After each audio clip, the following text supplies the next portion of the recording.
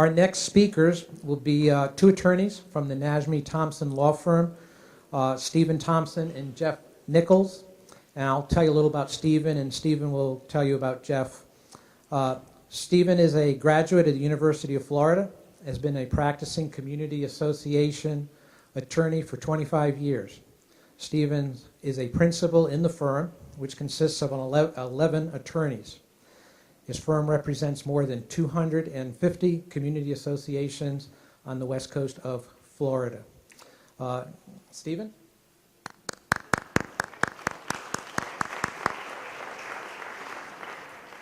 Thank you. I appreciate the opportunity to speak this morning. I understand it's a tough crowd, so I actually brought the statute if there are any.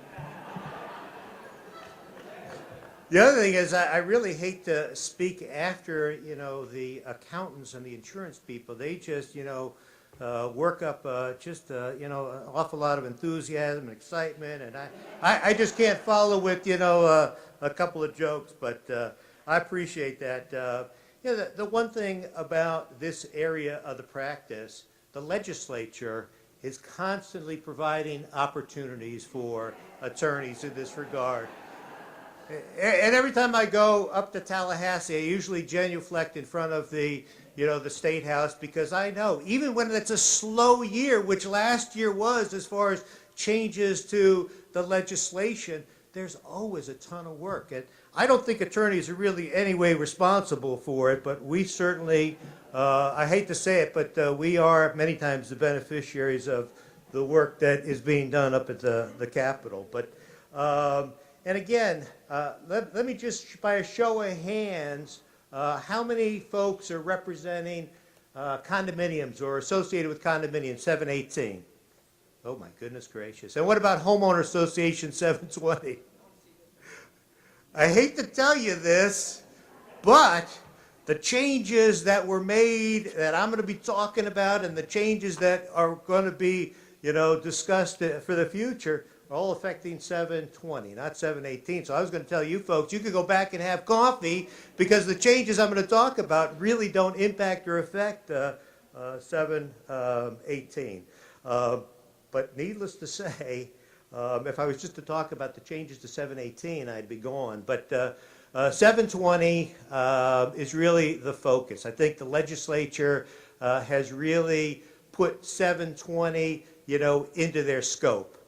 And I think the purpose of the legislature is really to make the homeowner statute, which is 720, basically the same as the condo statute, which is 718. And we all know that 718 is very comprehensive.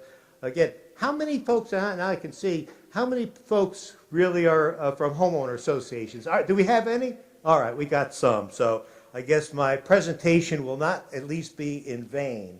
But the last session, there was a major proposed legislation that was going to really impact homeowner associations dramatically and really bring them into compliance with really 718, so you wouldn't be able to tell the difference. And I think that still is the intent. It didn't happen last year, but it is going to happen. 720, I'll explain a couple of reasons why 720 will be basically the next 718, highly regulated.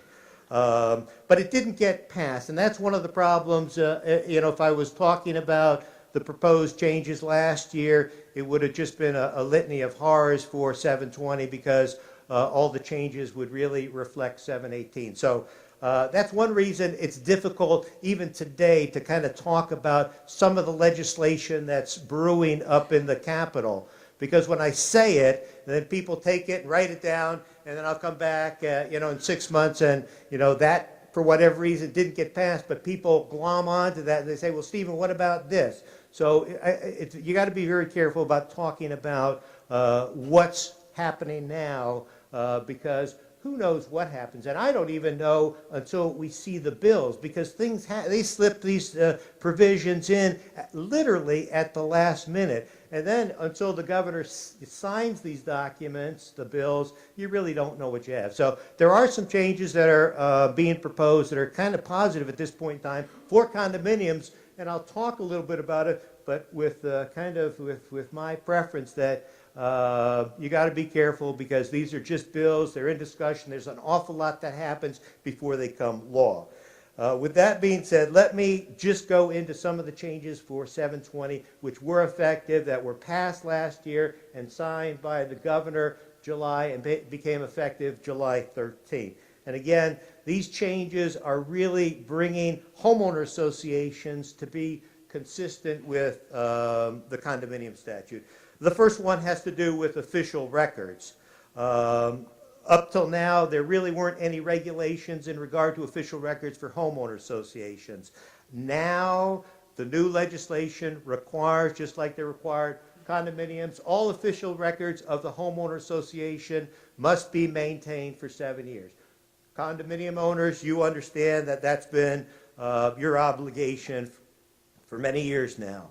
Records also must be kept within 45 miles of the location of the community. And that really becomes an issue, especially with developer-controlled associations. You have a developer in Miami who's developing over here. Really the association's being maintained in Miami, but the records have got to be within 45 miles of the community. Also, just like condominiums, associations have got to make the official records available within 10 days of a request.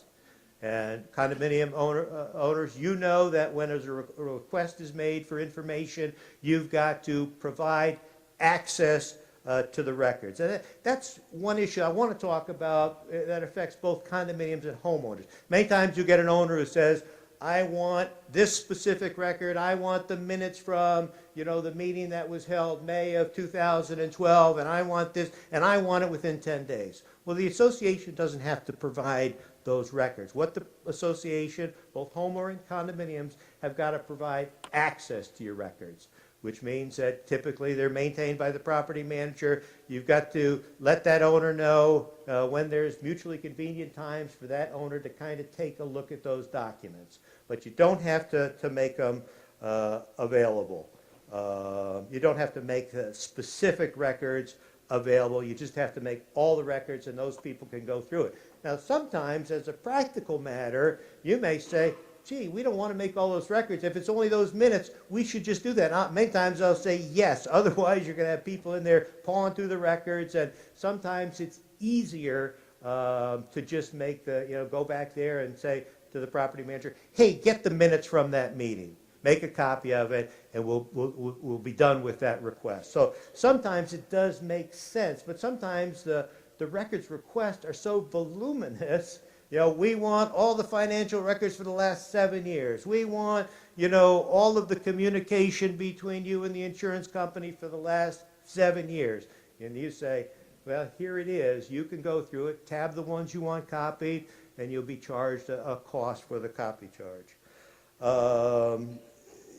The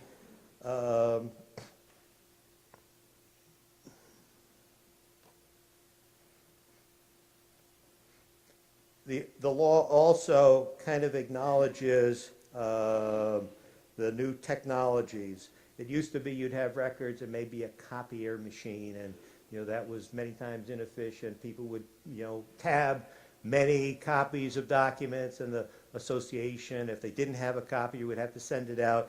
Now, with everybody having different technology, the legislature has now agreed that people can, view with portable devices. They can bring portable devices into the office wherever the records are kept and make copies that way. They can scan information. Again, that's for both condos and homeowner associations now.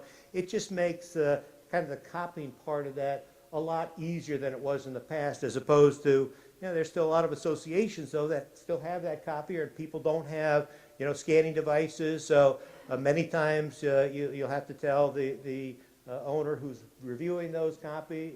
If you want copies, tab them, and we'll make copies and charge you whatever that cost is, 20 cents, or sometimes you'll have to send it out to a copy company. You cannot charge a member or their authorized representative for making copies on their own portable device. Also, both kind of a word of caution with records. There's some records that are not discoverable or open to the members of the association. You have to be real careful with where you keep these records. Health records, credit reports, and attorney-client information. That is not discoverable, or that is not accessible to the members. And sometimes we get into the situation, especially when we're making reasonable accommodations, say for example for a pet.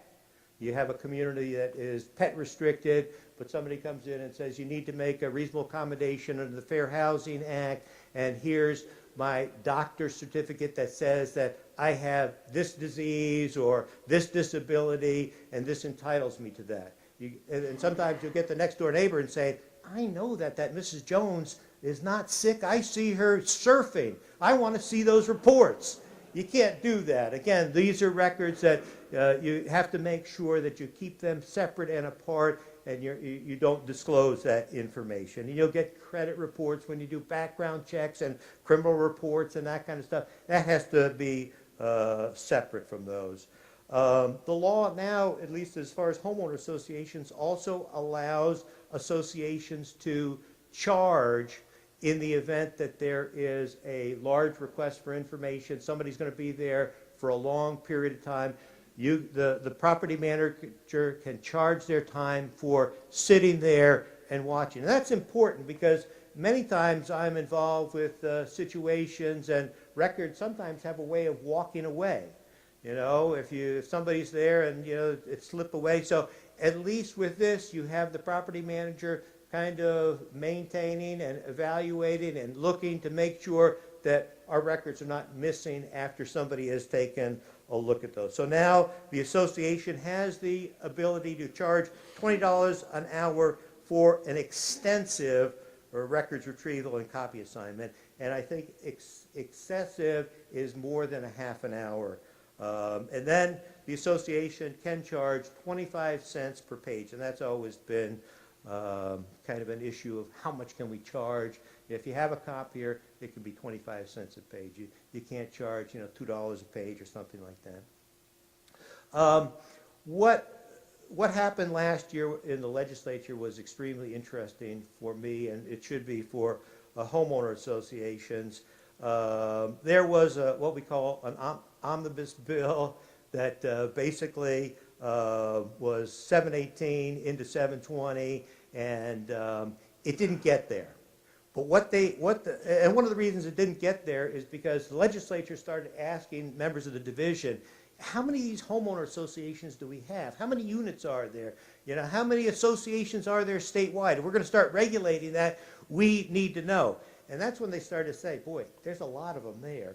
And so they backed away from the regulation until they could get a better idea of how many.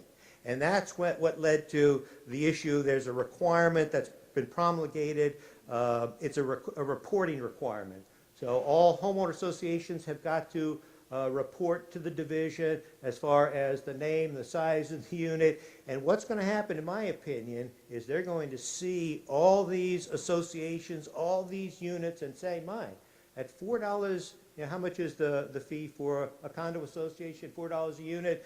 I think you're going to see the division say, boy, 4 times whatever it is, and it's going to be a big number. But this is the first step. And it makes sense, the first step in kind of what I would call the overregulation of the homeowner associations, but certainly it's going to provide more opportunities for us to provide updates in the future, especially for the 720s out there. But 718, the legislature is still going to be picking at 718.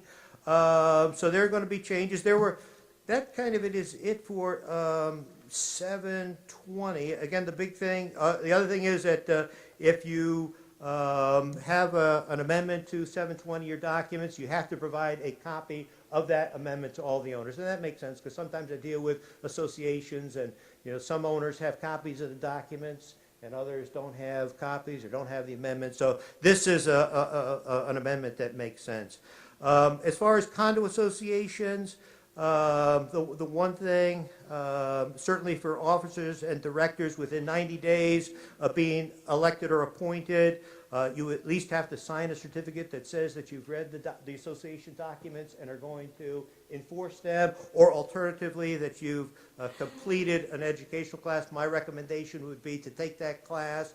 You know, people get on boards for many different reasons, but once they get on, they realize that it's really a lot more than they thought. It's really kind of running a heavily regulated business, and you're dealing with a lot of money, and you need to know what and there's a lot of laws applicable. So I would not just suggest signing that. I would, and there's an awful lot of classes out there. Let me see, I have one more minute. Also in regard to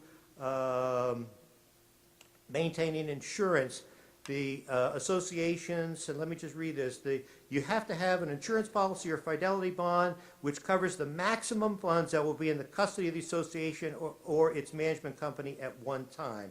The statute defines the person who control or disperse funds of the association, including but not limited to persons authorized to sign checks on behalf of the association. So my suggestion would just be to make sure that you're talking to your insurance company to make sure that you have that fidelity bond or insurance that complies with this requirement. And again, it's all the monies that you're going to be handling.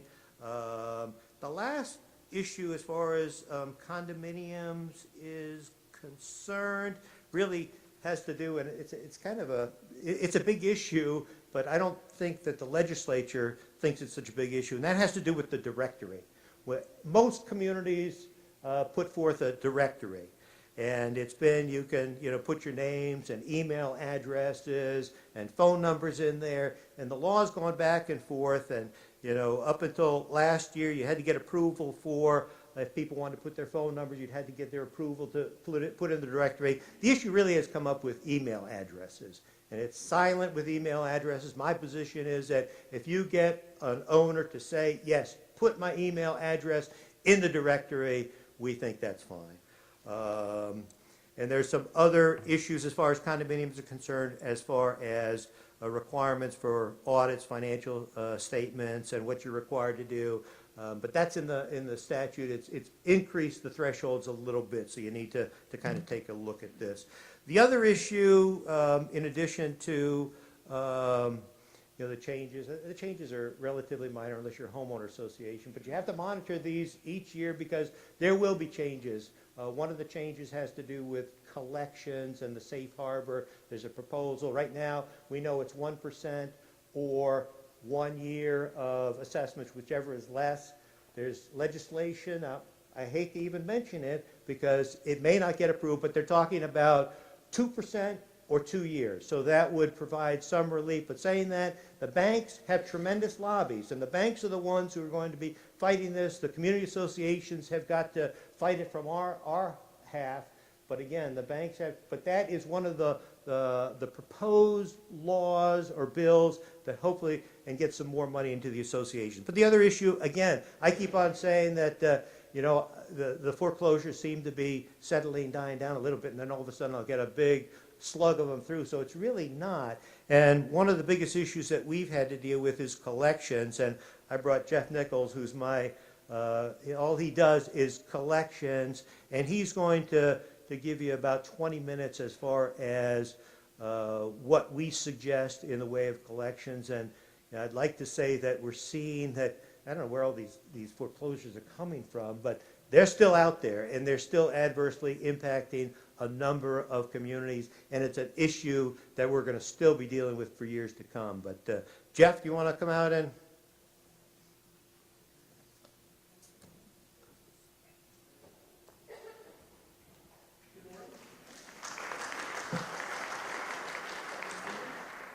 Again, I'm Jeff Nichols. I'm going to be talking about a subject that's near and dear to everyone's heart, collections. The way I like to refer to it is it's like a cheap bottle of wine. Neither one of them improve with age. Your past due assessments, you've got to start this process early and keep it moving. As part of that, you should have a stated collection policy. It really helps out. It really gives direction to everybody who's on board doing this. The association's goal, of course, should be to collect 100% of the assessments each year. That's what the board's job is. It's part of their job. It's their fiduciary duty to collect the assessments and to maintain the common improvements. So it's a big part of what the board should actually be doing. The collection policy, you should frequently communicate that with the association members. In other words, in my humble opinion, part of this should be on the invoices that you send out. You should have your collection policy on that. Something, not in detail, but something simple like assessments are due on the 1st. If they're not paid by the 10th, they're considered late. And we're gonna have some kind of fine or consider them past due or interest or whatever it is, and then move that forward. In other words, have graduated sanctions. I feel so strongly about this, I really think that you should put it in writing and include it within your rules and regulations of the association. And one of the things that does is when the members come out to you and they start talking about, oh, well, I didn't know this or I didn't know that, you can just point to the rules and regulations and say, our collection policy is there. It's there for you to read. You received a copy of it. In fact, we send a reminder to you every month reminding you what our collection policy is. There's a brief summary. There are all kinds of defenses to, all I do is litigation involving real property, which includes fines and sanctions and on and on and on. And one of the things that I really don't like to hear, one of the reasons I don't like to hear it is it gets the judges to raise their ears is when people start talking about waiver or selective enforcement. So you really should have your collection policy and apply it uniformly and consistently with everyone, as opposed to, and this goes back to the beginning, of moving these things forward.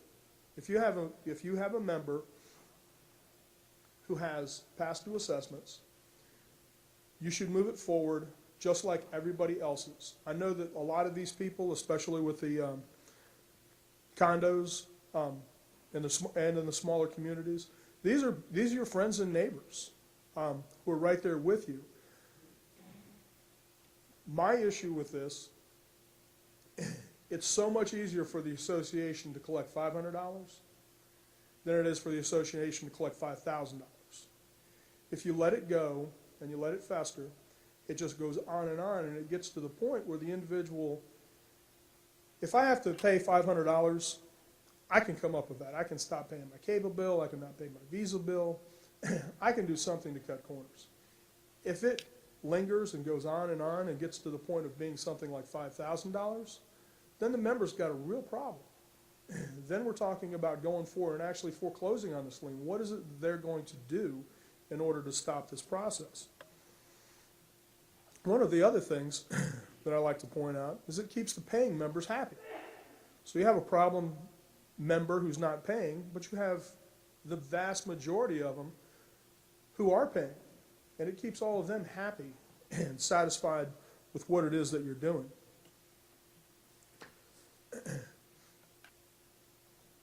As part of this graduated sanctions or graduated policy, you should send out a reminder notice, a friendly reminder notice saying, hey, we didn't get your assessments this month. If they passed in the mail, to let them know that we didn't receive it. It could have been they've been on vacation, forgot, fell through the cracks. And in that, you should state what the grace period is and any kind of late charges or interest that's going to apply. If you don't get it by the next sum certain, and I'm not going to stand up here and give you what that is, it's going to be different for every association depending on homeowners associations. A lot of them are just yearly assessments versus condo associations where you're down to the monthly assessments. But you need to keep the process moving and remind them. And then send out a delinquency notice and tag them with, you know, you're late, you owe us $5, $25, whatever that may be. And then if it's not paid, you need to go ahead and move it forward. You need to go ahead and turn it over to whoever it is collecting your assessments. Being the attorney, I'm going to say hopefully it's the attorney.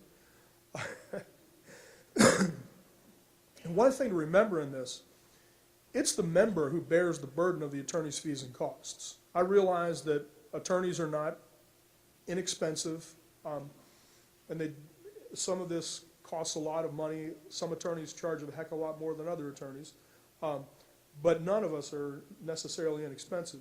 But the thing for the association to remember, it's not the association who's bearing the cost of these collections. It's the individual member who's not doing that which they should be doing, paying their assessments. They're the one who's going to bear the cost of the collection.